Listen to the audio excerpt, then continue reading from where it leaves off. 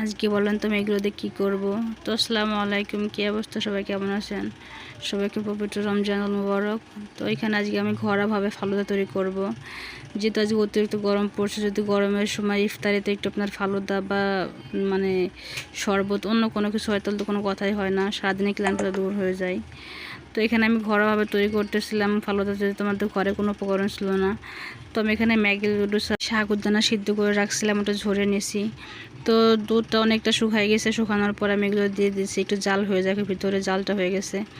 তো এখন জাল হওয়ার শেষ, আমার এখন যেটা যেটা লাগবে উপকরণ এগুলো দেবো। এখানে দিয়ে দিলাম গাজর কুচি, কলা কুচি করে রাখছিলাম ওইটা, তরমুজ কুচি করে দিলাম, পরে দিয়ে দিলাম একটু আপেল কুচি, তারপরে দিয়ে দিলাম আঙ্গুর ফল কুচি। তো আমি যেহেতু বলছি আমাদের ঘরে কোনো উপকরণ ছিল না, যেটা যেটা ছিল ওটাতে আমি তৈরি করতেছি।